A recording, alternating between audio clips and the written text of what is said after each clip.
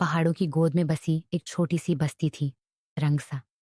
दिसंबर की उन रातों में बर्फ हर तरफ जम जाती थी, ठंड इतनी कि सांस भी धुएं में बदल जाती। उसी बस्ती के कोने में एक छोटी सी झोपड़ी थी, जिसमें आरती और उसकी 7 साल की बेटी गौरी रहती थी। उस रात भी हवा चीख रही थी, बाहर तेज बर्फ गिर रही थी। आरती ने आग जलाने की कोशिश की, पर लकड़ियां गीली थीं। हाथ कांप रहे थे, पर चेहरे पर वही चिंता। गौरी को ठंड लग गई तो? गौरी रजाई में सिमटी हुई थी और चुपचाप अपनी माँ को देख रही थी।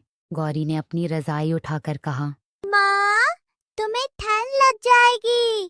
तुम यहाँ आ जाओ मेरे पास। आरती मुस्कुराई और बोली, नहीं बेटा, तुम सो जाओ, मैं यही हूं तुम्हारे पास। पर आंखों में पानी उतर आया था। सालों से अकेली माँ बनकर बच्चे को पालना कितना कठिन है, ये शायद वही जानती थी।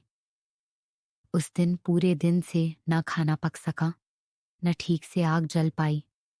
गौरी ने माँ से पूछा, माँ, कल आप दुकान जाएंगी? मुझे लाल स्वेटर चाहिए था। आरती ने सिर पर हाथ फेरा और बोली, हाँ बेटा, लाऊंगी, इस बार जरूर लाऊंगी। पर सच्चाई ये थी कि उसके पास 8 रुपए थे और स्वेटर कम से कम 300 रुपए का। उसने सोचा, कल कुछ और काम मिल जाए तो शायद थोड़े पैसे जोड़ लूं। पर ठंड में काम कौन देता?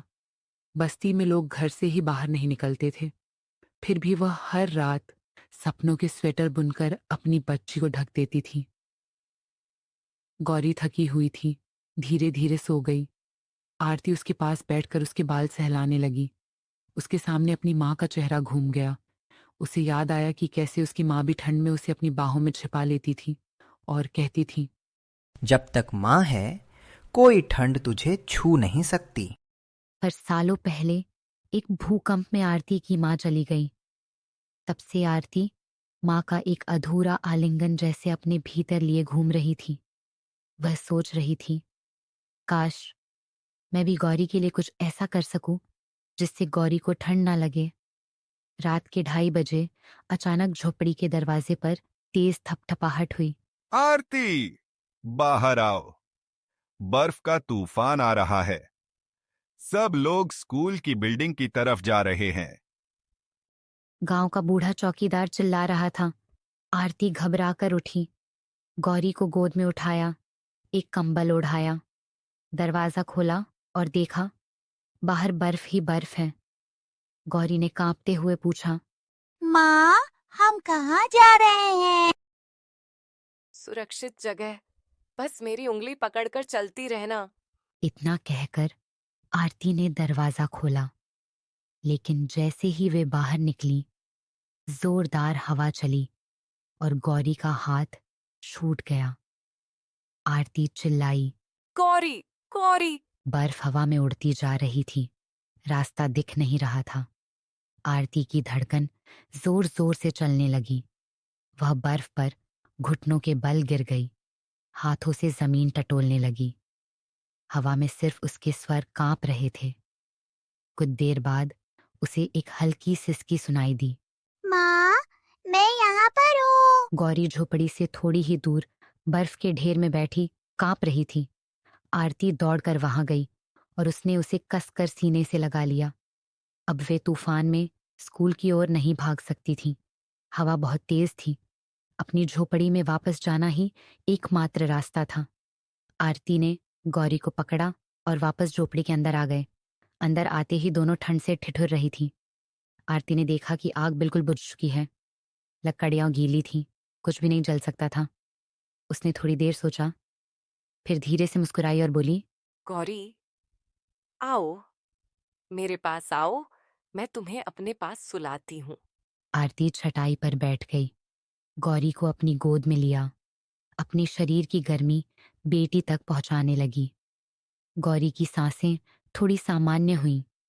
उसने आंखें बंद करते हुए कहा, माँ, तुम ही मेरा स्वेटर हो। आरती की आंखें भर आईं। धीरे धीरे रात बीतने लगी। हर पल ठंड बढ़ रही थी। आरती का शरीर कांप रहा था, पर वह गौरी को अपनी छाती से लगाए रही। आधी रात बीतते बीतते उसकी उंगलियां सुन्न होने लगी, सांस धीमी होने लगी, पर होठों पर एक ही बात थी। हे भगवान, मेरी बेटी गर्म रहे बस। सुबह जब गांव वाले लौटे, उन्होंने देखा कि झोपड़ी का दरवाजा थोड़ा खुला था। भीतर आरती बैठी हुई थी, उसी स्थिति में। गौरी उसकी बाहों में सुरक्षित सो रही थी। लोगों ने आरती को पुकारा, पर वह चुप थी। उसकी आंखें आधी खुली थीं, चेहरे पर दर्द नहीं बल्कि एक अजीब सी शांति थी। वह रात भर अपनी बेटी को गर्म रखती रही, लेकिन खुद ठंड का सामना नहीं कर पाई। गौरी जागी और मासूमियत से बोली, माँ, सूरज निकल आया, हम ठंड से बच गए। पर माँ की हथेली अब गर्म नहीं थी। यह देखकर लोगों की आंखें भर आईं। गांव की औरतें फूट फूट कर रो पड़ी। गौरी कुछ समझ नहीं पा रही थी कि माँ क्यों नहीं उठ रही। वह बार बार उनको पकड़कर कहती, माँ, चलो, हमें मेरा लाल स्वेटर भी लेना है ना। पर माँ तो अपनी आखिरी रात में एक ऐसी गर्माहट बनकर रह गई थी जो कभी खत्म नहीं होती। साल बीत गए, गौरी बड़ी हो गई। हर सर्दी आते ही वह अपने पास एक अदृश्य स्वेटर महसूस करती, वो माँ की गर्माहट का स्वेटर। वह अक्सर पहाड़ की उसी झोपड़ी पर जाती जहां उसने अपनी माँ की गोद का आखिरी स्पर्श महसूस किया था।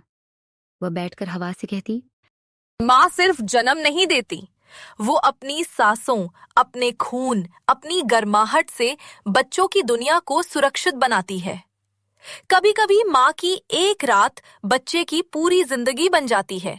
और सच में गौरी आगे चलकर एक ऐसी महिला बनी जो गरीब बच्चों के लिए ठंड में मुफ्त स्वेटर बांटती थी। हर स्वेटर पर एक छोटा सा टैग होता, मेरी माँ की गर्माहट।